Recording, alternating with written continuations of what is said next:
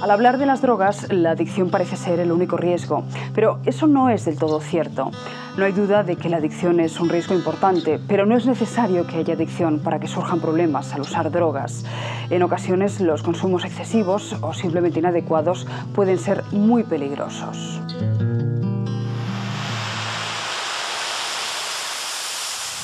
Que las drogas no solo son aquello que tratamos de impedir que se consuma, sino algo que produce determinado tipo de consecuencias. Esas consecuencias en nuestra sociedad están pasando de alguna manera desapercibidas.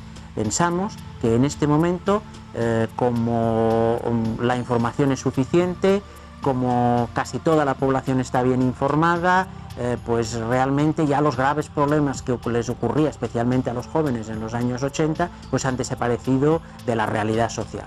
Esto no es así. Nos encontramos con una población importante de adictos de más de 45 años que además tienen hijos, y esa población requiere tratamientos muy especializados porque una parte de ellos tienen a la vez problemas de drogas, otros pues, patologías sanitarias y sobre todo problemas de salud mental, y es muy difícil trabajar con esa población. Se necesitan recursos muy especializados. Esos recursos especializados en este momento no es que diga que no existen, pero no han crecido al ritmo de que deberían haber crecido.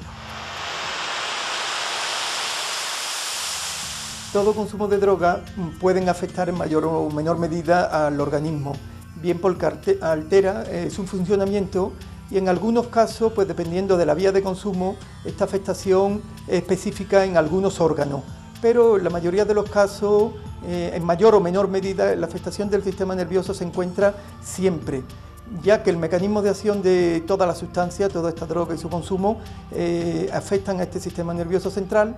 Igualmente ocurre con el sistema cardiovascular, aunque evidentemente hay alguna droga, algunas sustancias que son mucho más específicas a estos niveles, pero siempre hay que tener esta consideración y tenerlo muy claro.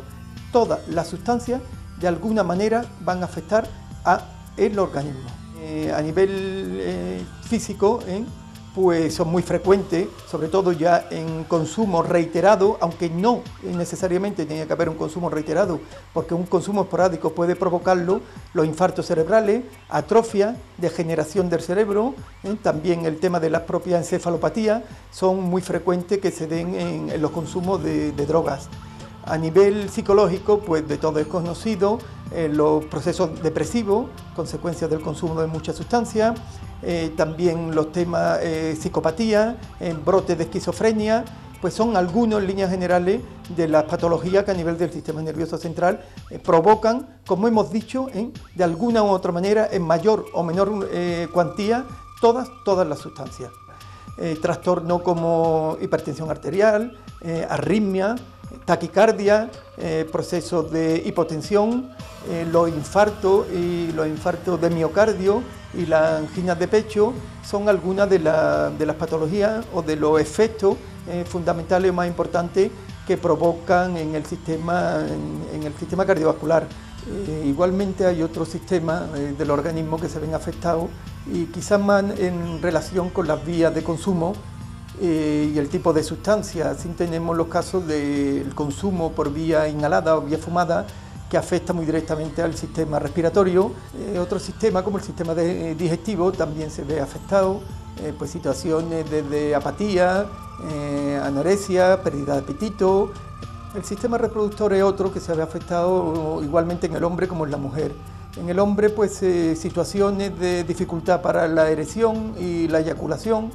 En cuanto al tema de la mujer, pues hay trastornos de la ovulación, trastornos menstruales, también problemas de infertilidad.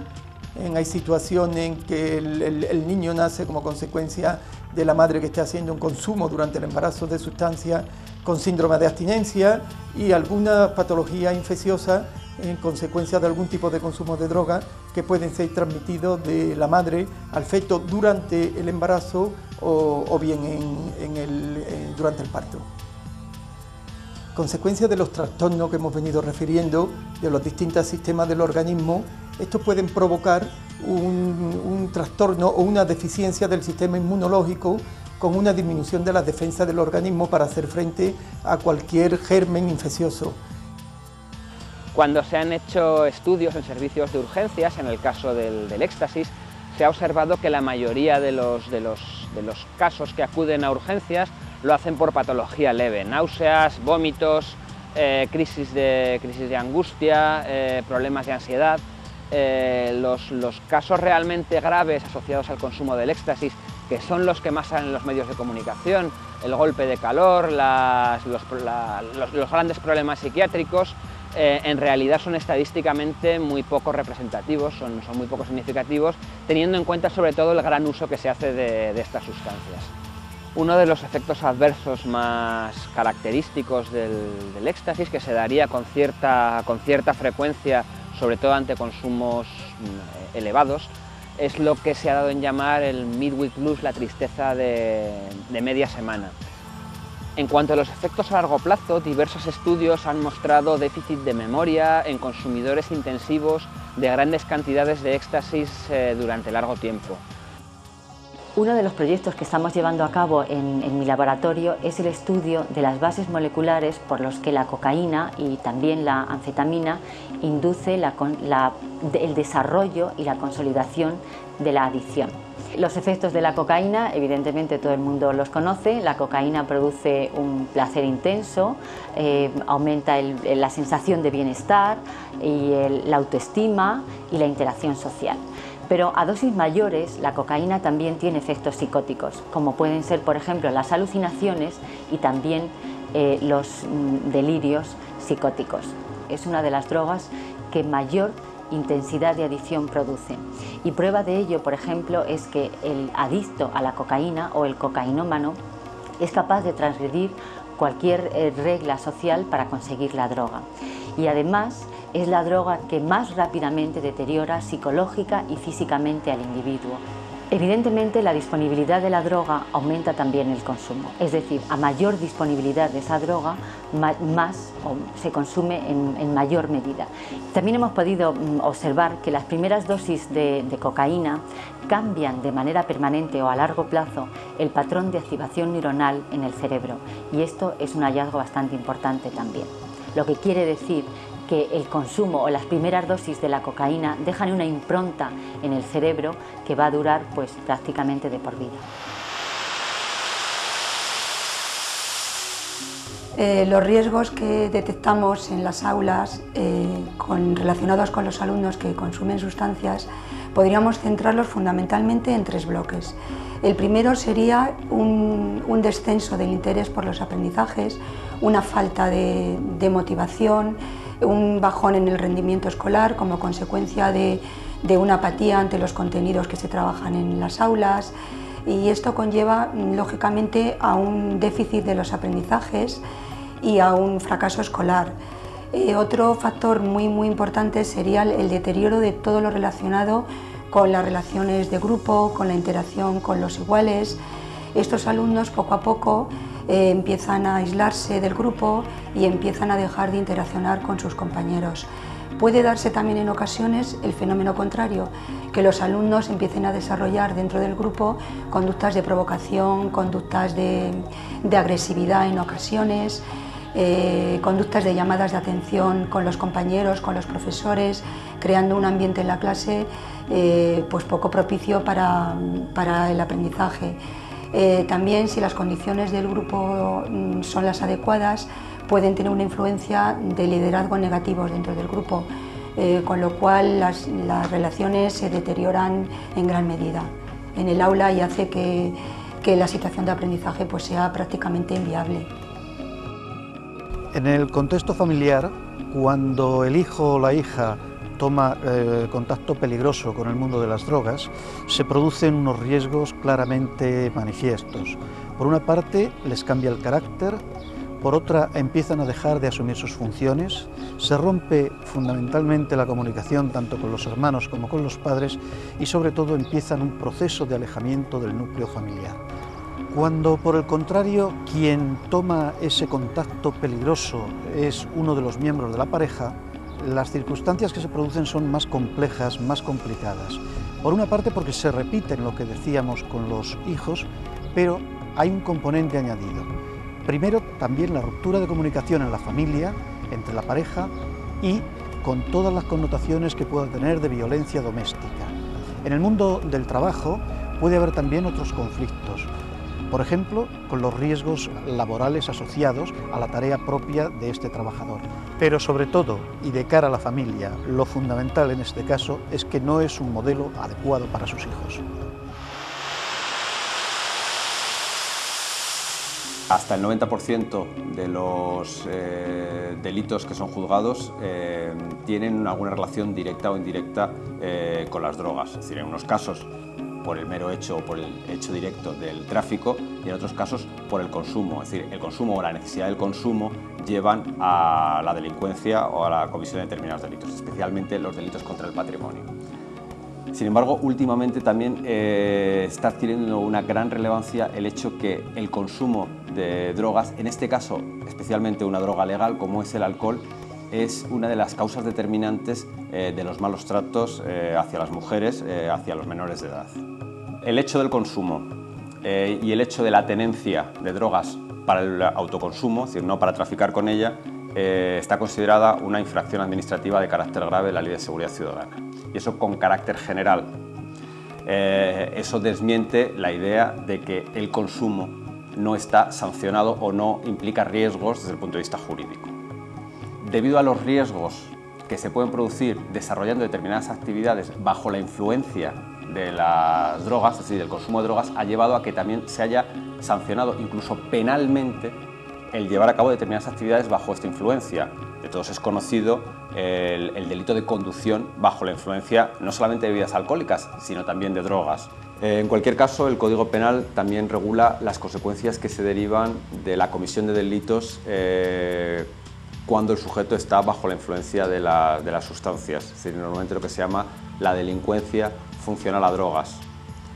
En esos casos, el Código Penal establece la posibilidad de aplicación de una atenuante o de la aplicación de una eximente incompleta, es decir, en muy raras ocasiones se puede aplicar una eximente absolutamente completa, que lo que hacen es rebajar la pena, lo cual, en su lado positivo, posibilita que en vez de aplicar la sanción privativa de libertad como alternativa a la prisión, se aplique la posibilidad de un tratamiento de deshabituación o un tratamiento de desintoxicación, porque se entiende que el delito se ha cometido precisamente por la dependencia y por lo tanto, acabando con la dependencia, se acabaría también con el hecho de la delincuencia o de la carrera delincuencial del sujeto. La corrupción es otro de los grandes costos del narcotráfico, ¿no? Sabemos que han habido en la región andina gobiernos que han sido elegidos o por lo menos subvencionados por el narcotráfico. Y la corrupción va desde autoridades civiles y militares, pasando también por las propias familias, ¿no? Cuando nosotros hablamos de tráfico de drogas, estamos hablando de dimensiones mayores, pero también estamos hablando de la microcomercialización que es hecha por las propias familias o allegados de los campesinos, ¿no?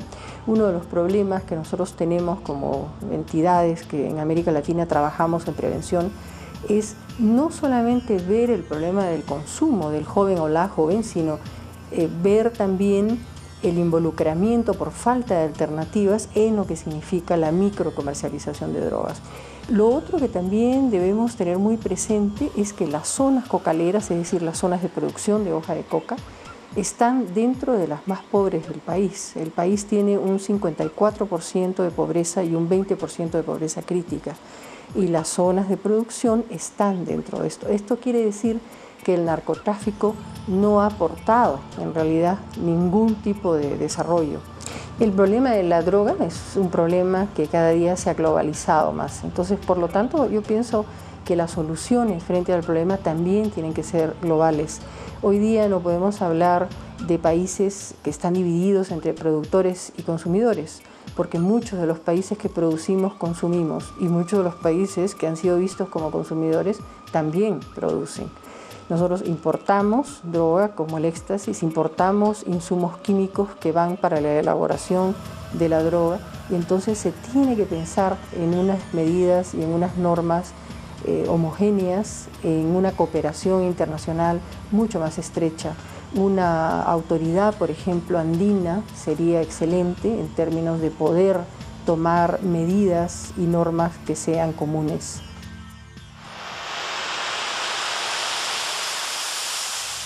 Con relación al consumo del alcohol, lo más lesivo en la sociedad son los accidentes de tráfico, sin lugar a dudas. Desde el punto de vista de la salud, desde el punto de vista de los costes y desde el punto de vista del alto coste social que supone, incluso para el mantenimiento de las estabilidades familiares.